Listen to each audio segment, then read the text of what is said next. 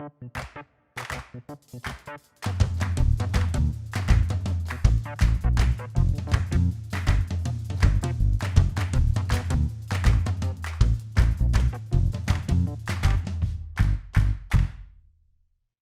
right, welcome to another episode of Collection Connection. I think we're up to round 6 here.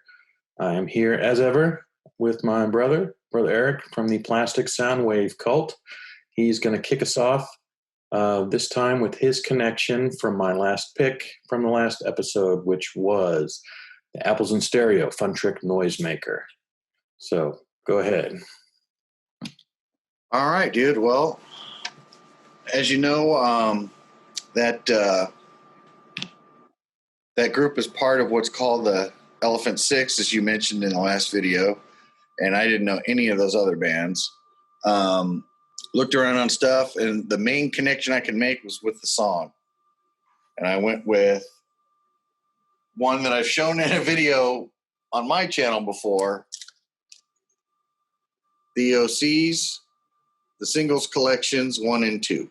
And the connection is there's a song called Tidal Wave on Fun Trick Noisemaker. And on this album, there is a song also called Tidal Wave. And so this is a collection of all their singles that they did, that stuff that didn't get on the albums, from like 2012 to 2013. We talked a little bit about this before in that other video. This photo was taken by Bridget Dawson, who is in the OCs, or is or was or is again. I'm not sure. Sometimes she shows up, sometimes she doesn't. This is so then you get to see the two guys on, that actually. So these are both album covers. This is an album from them called The Master's Bedroom is Worth Spending the Night In.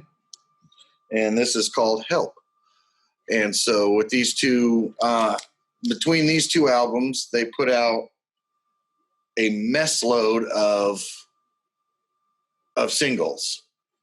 And so,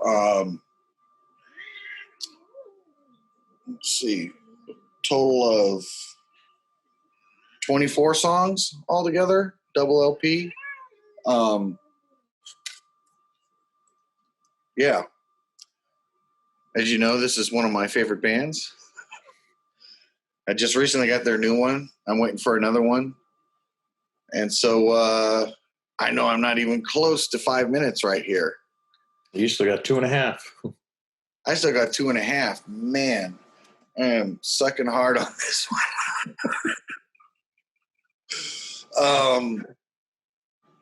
Well, I'm trying to think of all the stuff that I said in my video.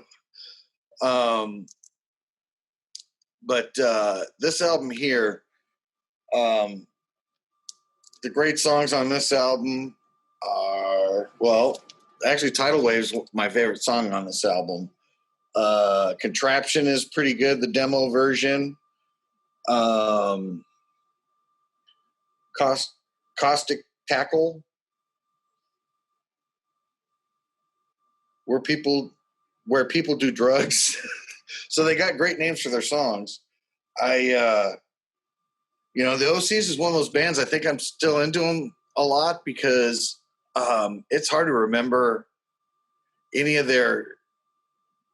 You can remember the tunes easier than you can remember the names of the songs. And so, when I hear, down, down, down, down, I know that's Tidal Wave, but most of the time with their songs, a song starts, I know it. I can even kind of sing along with it, but don't ask me what the title of the song is because I tend to miss it all the time. But, yeah, because they're one of those bands that rarely puts their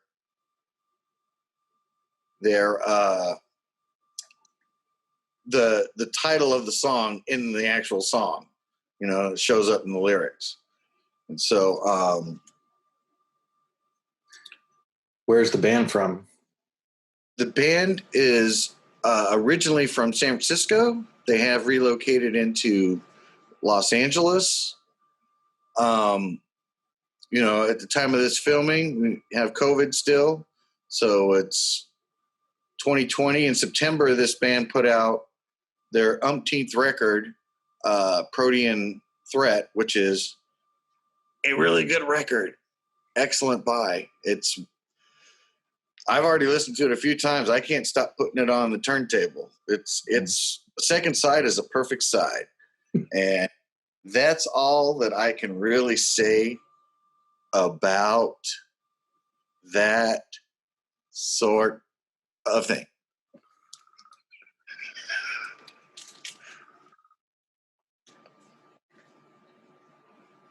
All right.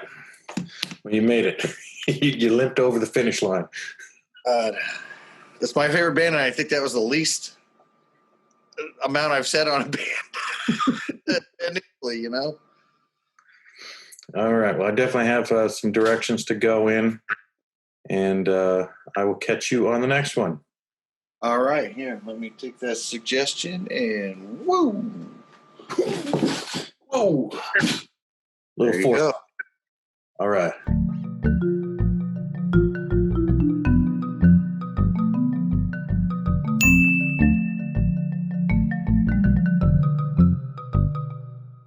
All right, so you left me with the OCs, the singles collection 1 and 2.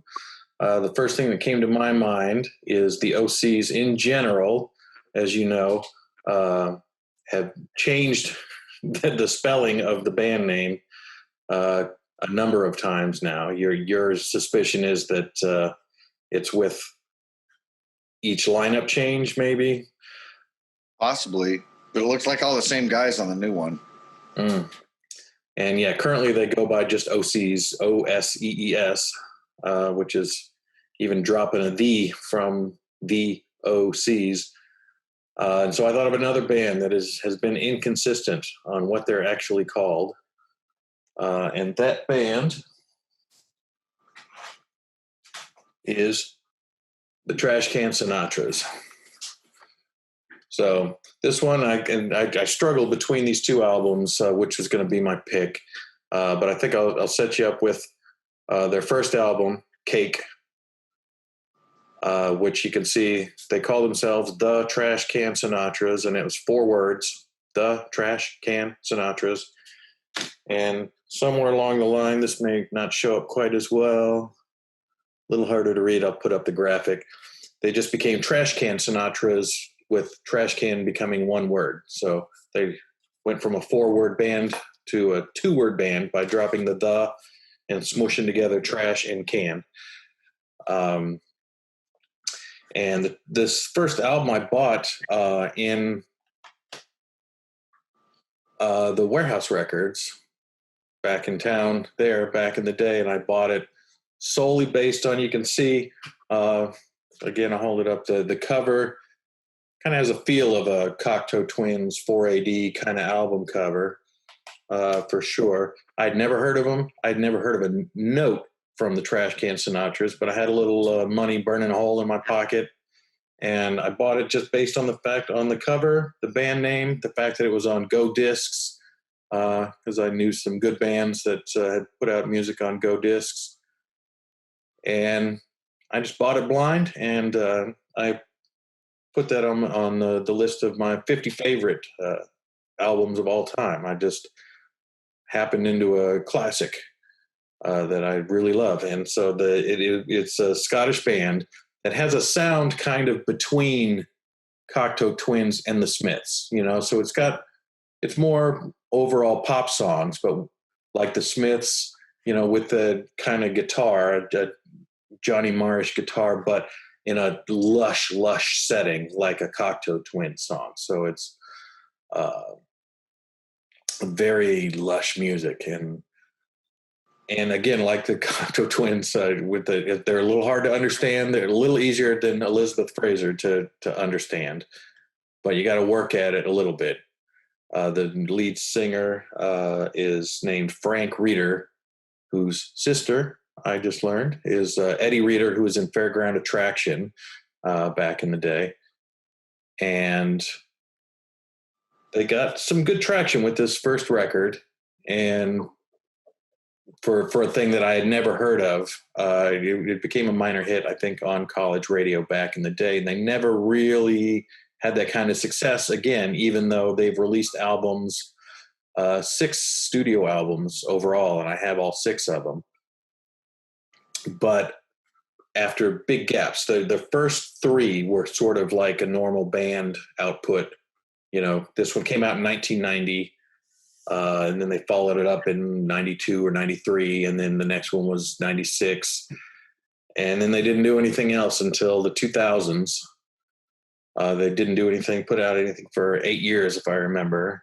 And then they went another 5 years before the next album came out. And then another 6 years before the next album came out. And it's been 4 years now since this Wild Pendulum being their most recent, and was an almost choice, but I thought since yours had come from the 2010s that I would jump back in time rather than choose another album from the 2010s, even though they're a little harder to connect, it feels like, sometimes, to what we're doing here in the game. But Cake is the classic. It's a great album. You can't go wrong with it. And so I bought it a couple times. This version, actually, I've rebought it, and it has a bunch of bonus tracks on it. It's a Japanese one, I think, now that's on London Records. Yeah, so it was enough of a success that they did a reissue, an expanded reissue of it at some point in time. I forget how long ago I bought this, but I love it. I'm out of time, so I will stop this before it goes off, but there's my 5 minutes, and there is my suggestion to you. I don't have anything to pitch over to you. I'll just do a little underhand lob. Woo. There you go. Got it. All right.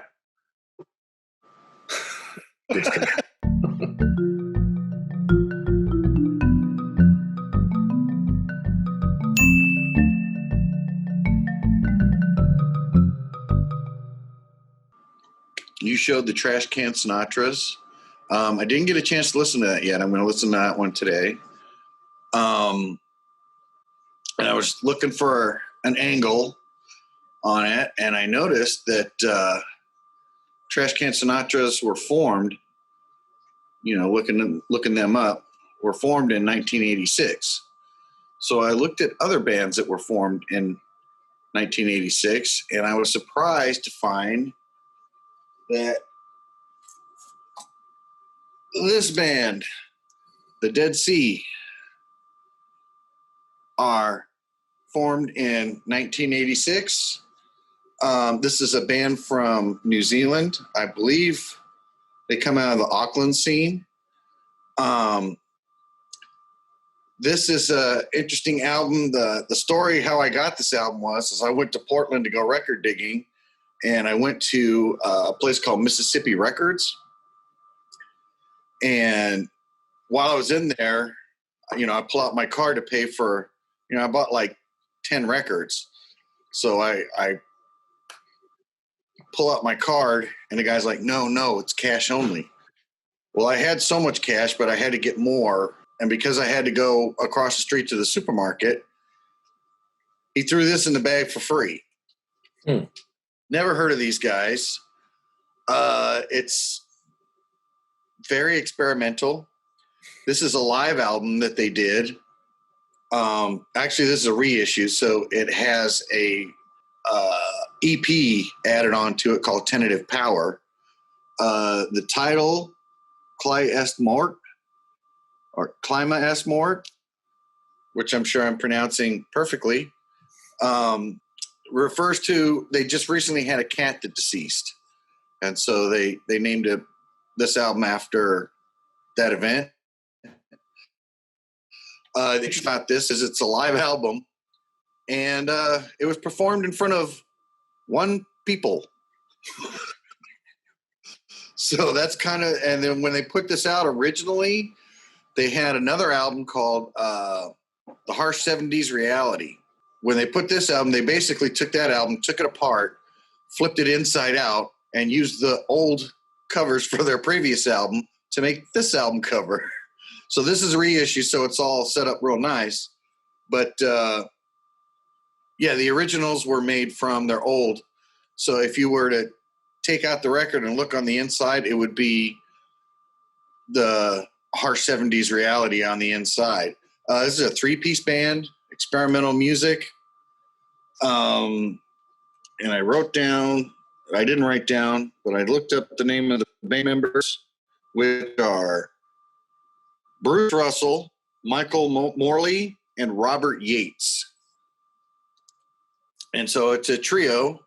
They perform a little bit outside of New Zealand.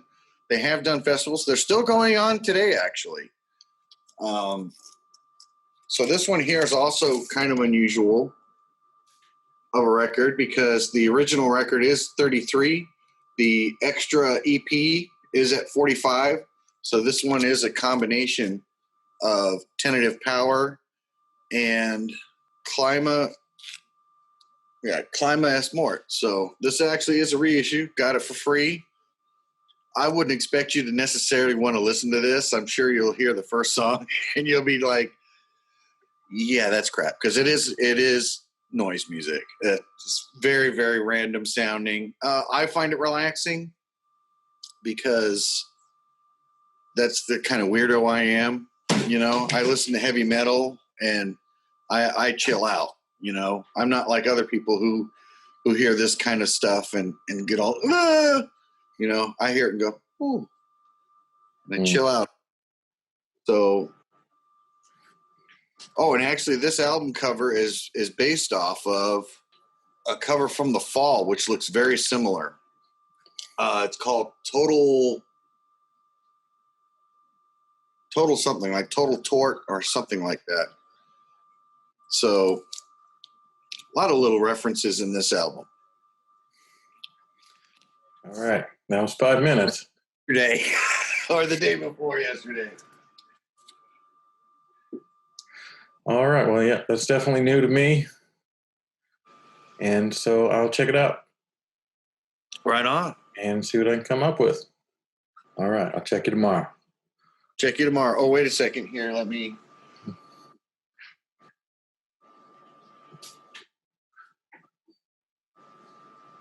Great. Now it's in a tree. Okay. I'm sorry. Yeah. Good throw. We'll have to do this the day after tomorrow.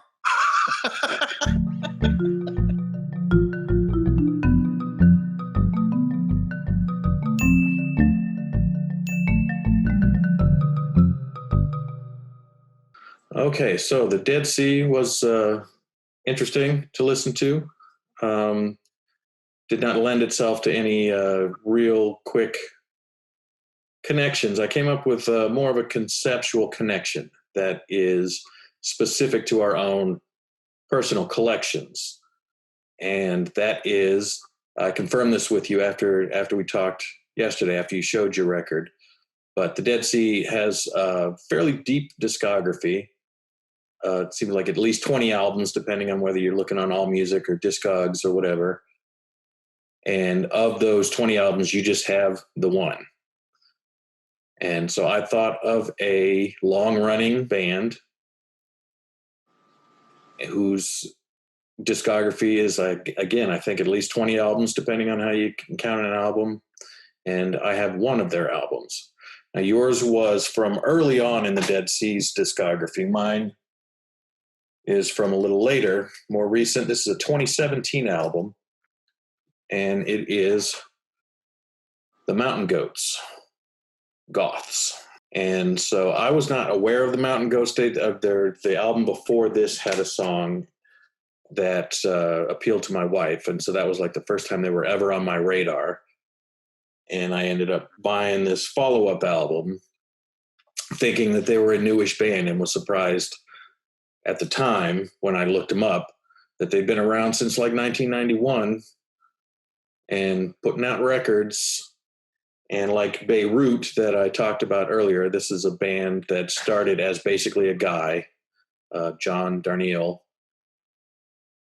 that over time became a more band with members. Went from kind of being a solo project under the name The Mountain Goats to a band. And yeah, it's interesting. I picked it in part because I think you would maybe find some appeal there. I don't know if overall they do heavily concept albums.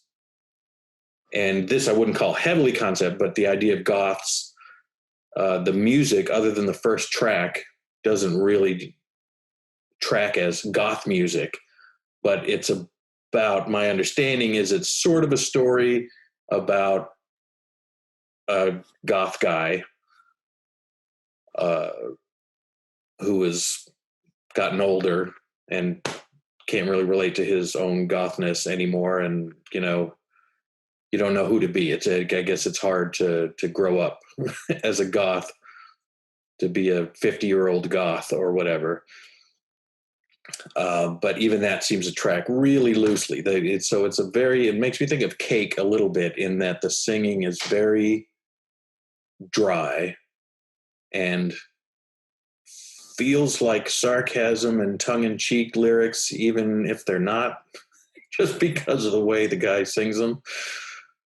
But the first song, I think, called Rain in Soho, is I think, an interpretation of one of this character's songs. So it feels a little gothy. But the rest it's almost like easy listening, and is amusing, and it's got some crazy song titles like Unicorn Tolerance and Stench of the Unburied, which sounds like it would be a heavy, heavy song, but it's not. Paid in Cocaine, for the Portuguese goth metal bands, the Grey King and the Silver Flame Attunement. They have these names, but they're all very pleasant sounding songs, and I could see myself getting more from them. But I get the feeling that his delivery doesn't change a whole lot. So his range is kind of this speaking, singing range that, again, is kind of like Cake. And yeah, interestingly, on this album, so one bit of info that I did come up with is that at the very end of the booklet, there are actually no guitars on this album. And it's not that they were not a guitar band. I think he was maybe suffering from some tendonitis and decided to challenge himself to just kind of do piano and organ and things like that, and other than bass guitar. So at the very end of the insert booklet, it says it's got three things. One, it says no guitars, no comped vocals, and no auto tune or something like that. So that it's not, they're not a guitar band, but there are no guitars on this particular album other than bass. And yeah, that's all I really have. I hope that's about 5 minutes. I forgot to set my timer. And I didn't have a ton of time to do a lot of research, but yeah, that's my pick. 2017, Goths by the Mountain Goats. So, yeah, okay.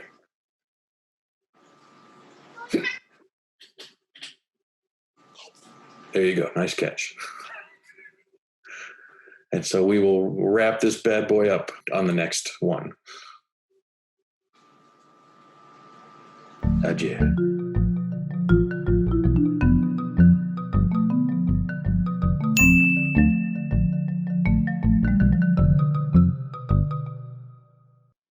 All right. So the last album you showed was Goths by Mountain Goats. And initially, I was looking at the album cover artwork because I noticed the guys who did the album cover work for Goths also did the Dead Seas and the album cover artwork for Beirut. And I saw that they did it for LCD Soundwave, but not the album that I have. So I had to look in a different direction. And one of the things that you had was it was one album that you have from an artist that has a large array of albums. So I looked it up, and Goths ended up being the 16th album by Mountain Goats. So I'm going to repeat a band. This is the 16th album from the OCs. I think it's like their 9th as the OCs. But if you consider all the OC projects from John Dwyer all together, this is the 16th. And so one of their more popular albums as far as being critically acclaimed, I always thought it was neat because they have ringware that's printed on the album. And when you get the CD, it looks exactly the same, which is kind of funny. I've often wondered, because in this area right here, it would say like the Beatles and like the catalog number. So I wonder if he just used an old White Album as the cover and just drew on top of it. I can't say that for sure. But that's what it makes me think of because of the ringware. This was the first album that the bassist Tim Hellman was on. Bridget Dawson came back for this one to do backup vocals. She was not on the couple of previous albums to this one. This came out in 2015. It's just an excellent, excellent album. The songs on here, Web, Withered Hand is one of my favorite songs from them. Sticky Hulks is a good song. The second side on this album is just absolutely incredible. The whole album is awesome, but you know, when you talk about perfect sides, to me, side number 2 is a perfect side. Again, sticking with the weird album artwork. I'm not sure if it's done by John Dwyer. No. It's done by a Japanese guy, which I'm not even going to bother to pronounce his name. But once again, the layout, as usual, is done under the guidance of Matt Jones. And so that's my record pick. I don't know if I'm 5 minutes in or not. Did you do the timer? I did. I didn't start it right away, but I knocked a minute off of it when I started, and you still got like a minute and a half. Holy crap. So you don't have to talk. If we can bail out, if you I said what I got to say. I'm going to go make some onion rings now because this album cover makes me hungry for onion rings. Yeah. That or getting hosed. Strawberries. All right. Well, here you go. Right. So our first repeat. That's significant. There you go. Okay. All right. All right. I will work with that. And I think if I'm remembering right, that this is the last segment for this episode. So, I'm just now realizing that, so I didn't prepare anything. But let us know where you would have gone connected any of these albums if you're watching at home there, and leave a comment. And we will be back in the next episode.